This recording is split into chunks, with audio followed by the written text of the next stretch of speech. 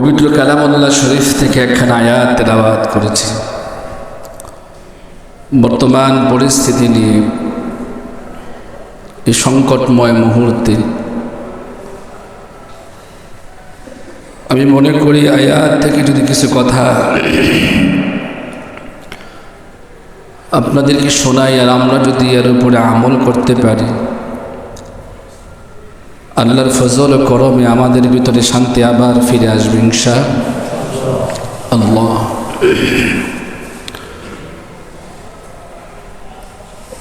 এই পৃথিবীতে যত মুমিন মুসলমান বাস করে,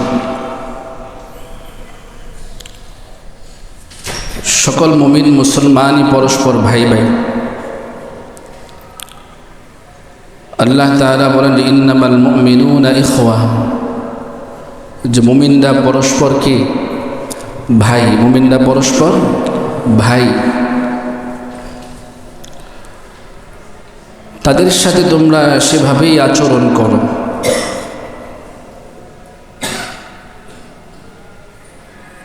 আমি যদি আমার দেশে বাস করি, শুধু যে আমার দেশের মুমিন মুসলমান যে আমার ভাই তা না, পৃথিবীর আনাচে কানাচে যেখানেই মুমিন মুসলমান আছে তারাই কি আমার ভাই। মানবতার কান্ডারি নবী মুহাম্মদুর রাসূলুল্লাহ সাল্লাল্লাহু আলাইহি ওয়াসাল্লাম যেভাবে মানব অধিকার কায়েম করে গেছে, এখন তো জায়গায় জায়গায় মানব অধিকার সংস্থা কায়েম হয়েছে। তারা দাবি করে যে মানুষের অধিকার তারা কি করে রক্ষা করে, কিন্তু তারা অধিকার রক্ষার নামে মানুষের অধিকার আরো হরণ করে, ঠিক কিনা? আমেরিকাতে মানব অধিকার সংস্থা আছে, জাতিসংঘে। আজকে ফিলিস্তিনে হাজার হাজার মুসলমান মাইরা শেষ, কিন্তু মানব অধিকার সংস্থার পক্ষ থেকে একটি আওয়াজ তারা তোলে না। প্রকৃত মানব অধিকার দিয়েছেন নবী মুহাম্মদুর রাসূলুল্লাহ সাল্লাল্লাহু আলাইহি ওয়াসাল্লাম। মুমিনদের জান মালের হেফাজতের কথা যেভাবে রসুল বলেছেন, ঠিক তেমনিভাবে কাফের মুশরিক যারা হবে তাদের জান মালের হেফাজত আল্লাহর রাসূল দিয়েছে। শুধু মুমিনদের জান মাল হেফাজতের কথা আল্লাহ রাসূল বলে নাই, এর পাশাপাশি আল্লাহ রাসূল কাফের বেঈমান মুশরিকদের জান মালের হেফাজতের কথাও রসুল বলেছে।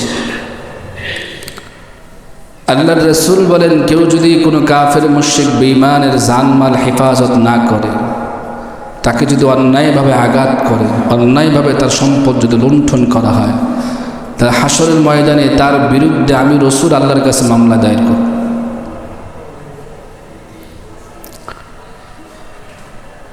এই জন্যে বর্তমান যেটা দেখা যাচ্ছে, জায়গায় জায়গায় মারামারি, হানাহানি, কাটাকাটি, এটা আল্লাহ তাআলা আমাদের কাছ থেকে চায় না।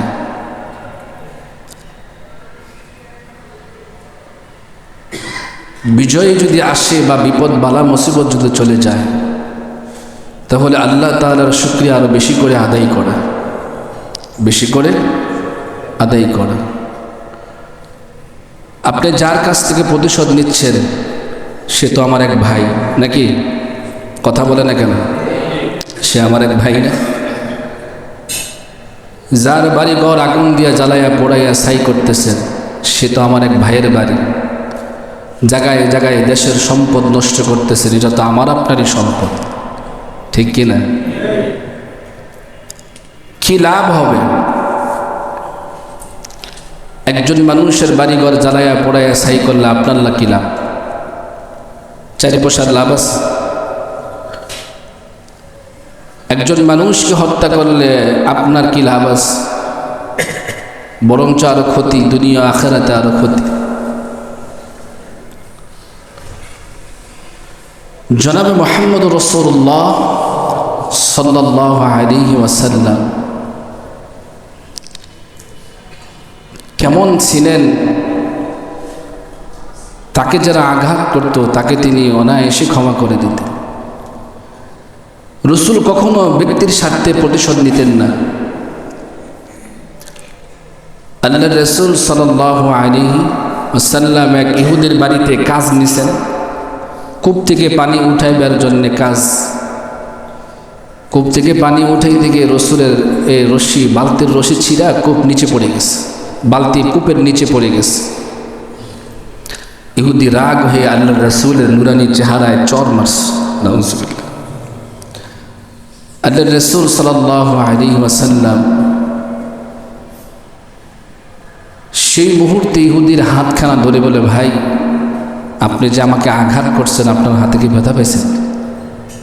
সুবহানাল্লাহ। ইহুদি অবাক হয়ে গেছে, আরে কারে মারলাম, কার গায়ে আঘাত করলাম? যাকে আঘাত করলাম তার নিজের কোনো ফিকির নেই, সেটা আমারে নিয়ে ফিকির করে। তার গায়ে আঘাত লাগছে, সে ব্যথা পাইছে কিনা সেটা চিন্তা করে না, আমি ব্যথা পাইছি কিনা এটা সে চিন্তা করতেছে। ইহুদির দিল নবী সাল্লাল্লাহু আলাইহি ওয়াসাল্লামের উপর ঝুঁকে গেছে। সে বলে যে আপনি তো কোনো মানুষ না, দুনিয়ার কোনো সাধারণ মানুষ না, আপনি আসলেই নবী। কারণ নবীরা ব্যক্তির স্বার্থে মানুষের কাছে কিনে না, প্রতিশোধ নেয় না। সাথে সাথে কালেমা পড়ে মুসলমান হয়ে গেছে। আমার ভাই কি হবে এই দেশের ক্ষতি করে, কত মানুষের ঘর বাড়ি পড়াইছে, সব কিছু ভুলে যাই। দেশের মোহাব্বত রাখা, পয়গম্বর নবী আলাইহিস সালামদের সুন্নাহ, দেশকে ভালোবাসা। কার সুন্নাত? নবীর সুন্নাত। নবী আলাইহিস সালাম দেশকে ভালোবেসেছেন এবং ভালোবাসার কথাও উম্মতদেরকে বলে দিয়ে গেছে যে নিজের দেশ মাতৃভূমিকে তোমরা ভালোবাসো।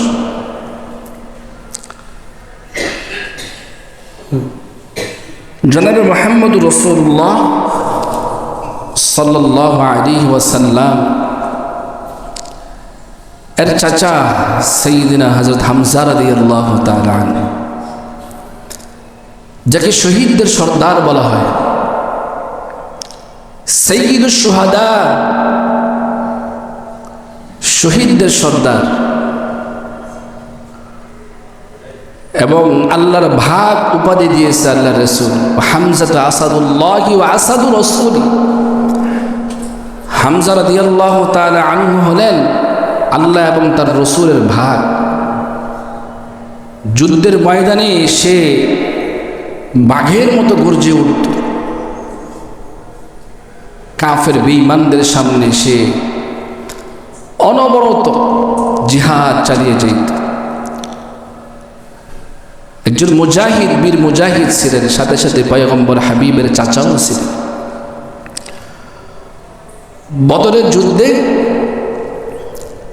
আবু সুফিয়ানের স্ত্রী হিন্দ, এর ভাই এবং পিতা উভয়জন কাফের ছিলেন। হামজা রাদিয়াল্লাহু তাআলা আনহু তাদের উভয়কে হত্যা করে বদরের যুদ্ধে। নিজের ভাই এবং পিতাকে হত্যার প্রতিশোধ নেওয়ার জন্য হিন্দ সবসময় মনের ভিতরে আগুন জ্বালাইতো, যেভাবেই হোক আমি এটা কি নেব, প্রতিশোধ নিব। উহুদের যুদ্ধ যখন আসলো, হিন্দের এক গোলাম ছিল, তার নাম ছিল ওয়াহশী। ওয়াহশীরে বলে যে, ওয়াহশী তুমি যদি হামজাকে হত্যা করতে পারো তাহলে তোমাকে আমি আজাদ করে দেব। গোলামের যেই শিকল তোমার গলায় পড়ে আছে এটা তোমার থেকে আমি খুলে দিব, তুমি আজাদ হয়ে যাবে। ওয়াহশীর ভিতরে এই লোভ চলে আসে। যুদ্ধের ময়দানে বীর বিক্রমে হযরত হামজা রাদিয়াল্লাহু তাআলা আনহু জিহাদ করতেছে। ওয়াহশী পিছন দিক থেকে বর্ষা নিয়ে হামজা রাদিয়াল্লাহু তাআলা আনহুর পিছন দিক থেকে আঘাত করছে। এমন সজোরে আঘাত করেছে, বর্ষা পিঠ দিয়ে ঢুকে সামন দিক থেকে বাইরে হয়ে গেছে। ইসলামের এত একজন বড় বাহাদুর সৈনিক ওয়াহশির আঘাতে মাটিতে লুটে পড়েছে। হামজা রাদিয়াল্লাহু তাআলা আনহুর দেহটা এখন মাটিতে পড়ে আছে। যুদ্ধ শেষ হয়ে গেলে হিন্দা দৌড়ে এসে হামজা রাদিয়াল্লাহু তাআলা আনহুর লাশের উপরে, বুকের উপরে বসছে। এখানে বসে কিছুক্ষণ নাচানাচি করেছে আর বলে, তুমি তো আমার বাবা এবং ভাইকে হত্যা করেছ। নিজের মনের ভিতরে প্রতিশোধের আগুন আরো বেশি করে জ্বালাইল। শুধু তাই নয়, ধারালো অস্ত্র নিয়ে সাইয়্যিদুশ শুহাদা হামজা রাদিয়াল্লাহু তাআলা আনহুর কান কাটল। দুই কান কেটে নাকের অংশ কেটে ফেলল। এগুলো দিয়ে মালা বানিয়ে গলায় পড়ছে।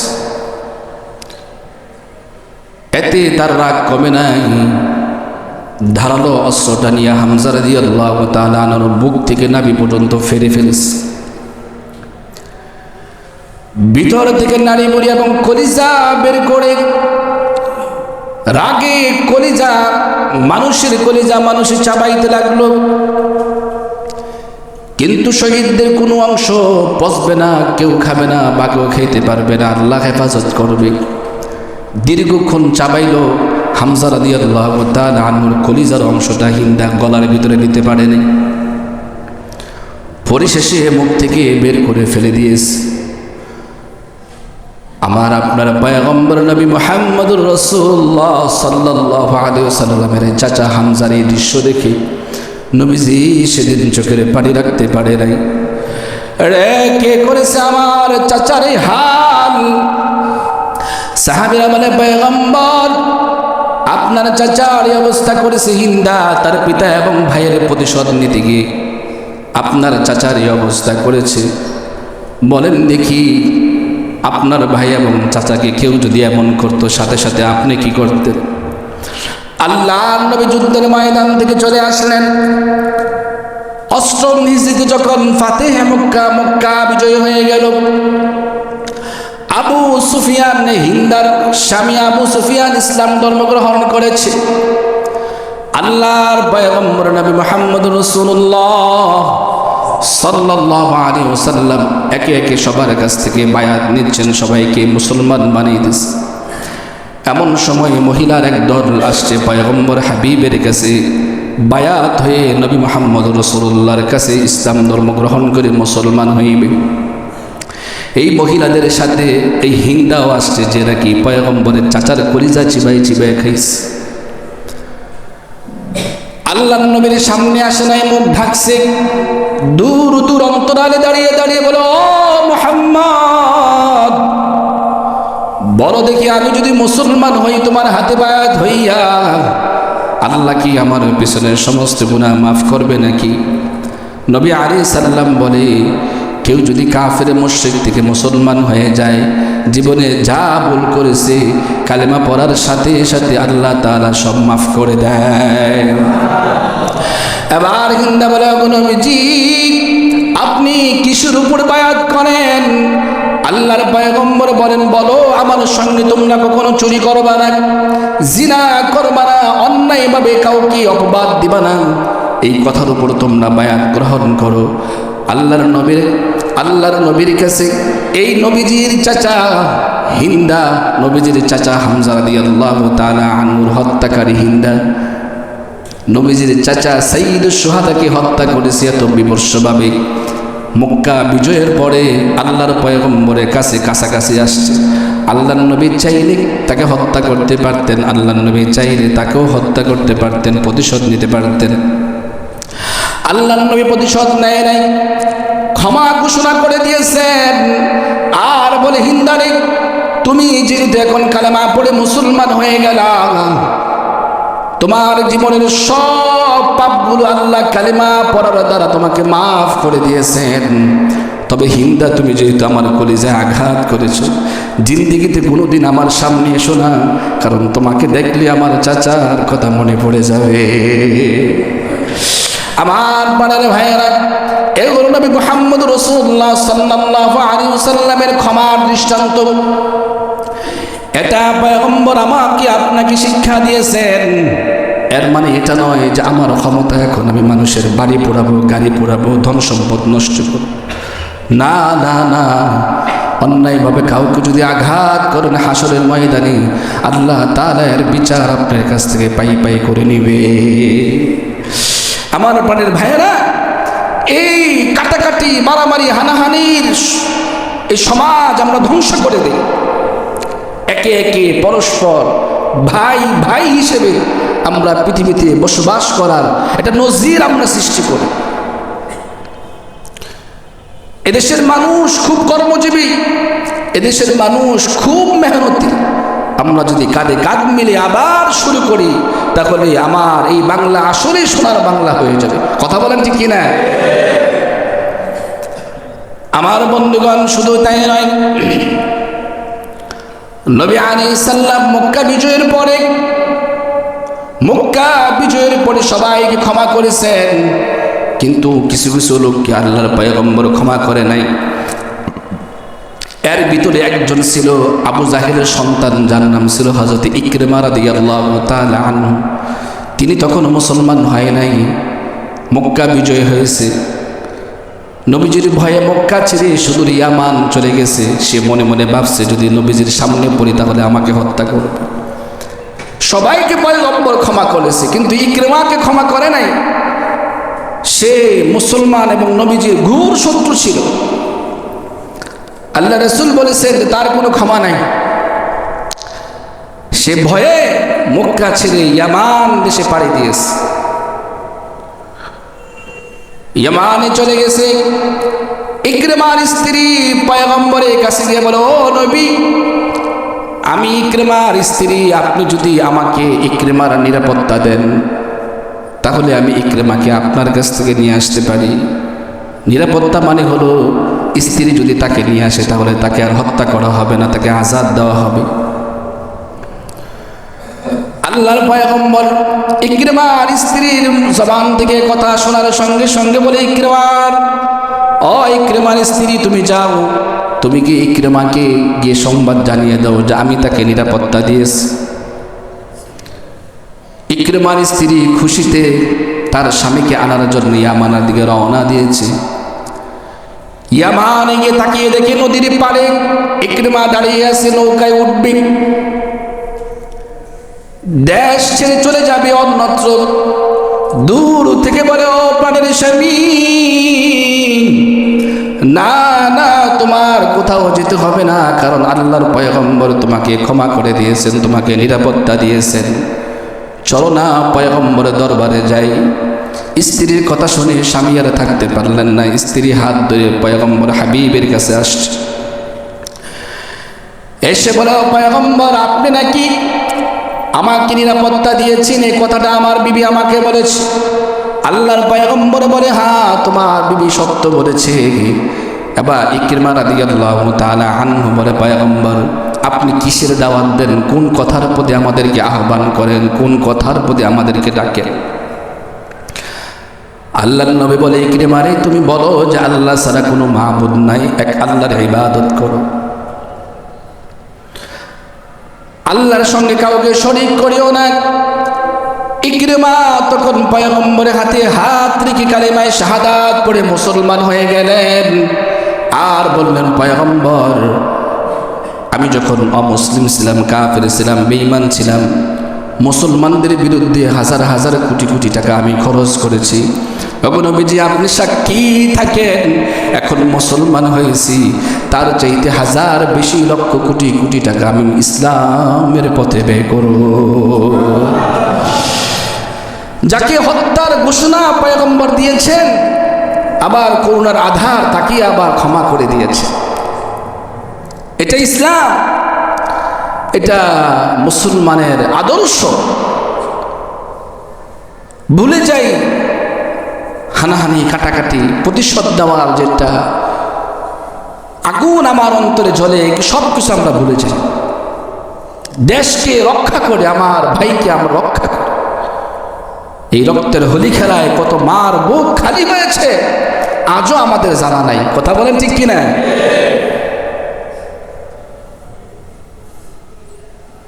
একজন মা তার সন্তানকে হাজারো কষ্ট করে যাতনা সহ্য করে উপযুক্ত করে সন্তানের চেহারাটা সুন্দর করে দেখে মা শান্তিতে চিরজীবন বাঁচার জন্যে, আর ওই মার সামনে হাজার হাজার সন্তানের বুকে বুলেটের আঘাত জাজরা হয়ে গেছে, মাথার মস্তিষ্ক তোলার মতো উড়ে গেছে।